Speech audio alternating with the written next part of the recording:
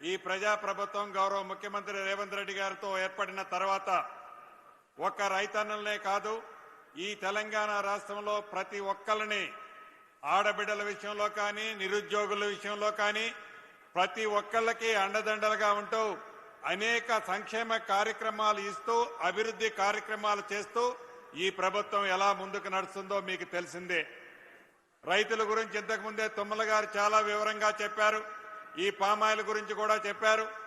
రైతును రాజు చేసే దాంట్లో గౌరవ ముఖ్యమంత్రి రేవంత్ రెడ్డి గారి నాయకత్వంలోని మీ ప్రభుత్వం ఎన్ని గుంటనక్కలు కారు కోతలు కూసినా, ఎన్ని విషపు ప్రచారాలు చేసినా, ఎంత అధికారం కావాలని దాహంతో తాపత్రయంతో ఆరోపణలు చేసినా ప్రజల పక్షపాతాన ప్రజా ప్రభుత్వంగా రైతులకు చెప్పిన ప్రతి సంక్షేమ కార్యక్రమాన్ని, తెలంగాణ రాష్ట్రంలో ఉండే పేదవాళ్లకు చెప్పిన ప్రతి అభివృద్ధి సంక్షేమ కార్యక్రమాల్ని ఈ ప్రభుత్వం అందిస్తుంది.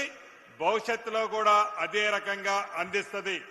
దాంట్లో భాగమే ధరణిని బంగాళాఖాతంలో వేసిన తర్వాత భూభారత తీసుకొచ్చి భూములున్న ఆసాములకు అనేక సమస్యలు పరిష్కరించాం. సాదా బైనామాలకు సంబంధించిన దాంట్లో కూడా ఎవరైతే గతంలో అమ్ముకొని సాదా అగ్రిమెంట్ ద్వారా అది రెగ్యులైజేషన్ వాళ్ళ కాన్సెంట్ కావాలని ఆపారో దానికి కూడా గౌరవ ముఖ్యమంత్రి గారు 4 రోజుల కిందమే రిలాక్సేషన్ ఇచ్చాం. ఆ రకంగా ఉన్న సాదా బైనామాలు కూడా రాబోయే కొద్ది రోజుల్లో రాష్ట్ర వ్యాప్తంగా పరిష్కరిస్తాం. అంతేకాదు, ఆనాటి 10 సంవత్సరాల్లో ఇందిరమ్మ ఇళ్ల విషయం మర్చిపోయారు. ఈ ప్రజా ప్రభుత్వంలో మొదటి విడత 4.5 లక్షల ఇళ్లు ఇచ్చాం. ప్రతి సోమవారం నాడు మీరు కట్టిన ఇంటి లెవెల్ బట్టి డబ్బులు ఇస్తున్నాం. రేపు వచ్చే కొత్త సంవత్సరంలో 2వ విడతిస్తాం, 3వ విడతిస్తాం, 4వ విడతిస్తాం.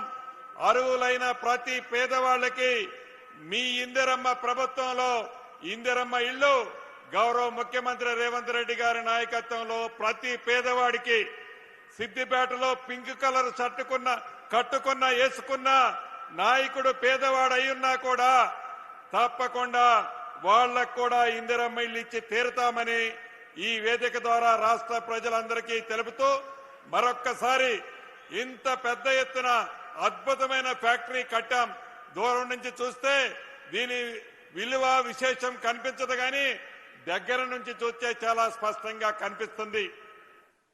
గత ప్రభుత్వ పెద్దలు నిన్న మొన్న ఆరోపణలు చూశాం. ఈ రోజు వారి పింక్ కలర్ పేపర్లో కూడా చూశాం.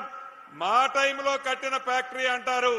అయ్యా మీ టైంలో తెల్ల కాగితాన్ని నల్ల కాగితం చేసి ఒక కాగితాన్ని ఈ రైతుల ముఖాన్ని ఇసిరేసిపోతే ఈ ప్రజా ప్రభుత్వం గౌరవ ముఖ్యమంత్రి రేవంత్ రెడ్డి గారి నాయకత్వంలో వచ్చిన తర్వాత ఈ ఫ్యాక్టరీ కట్టాం. ఒక్కసారి మీ ముఖం అద్దంలో చూసుకో.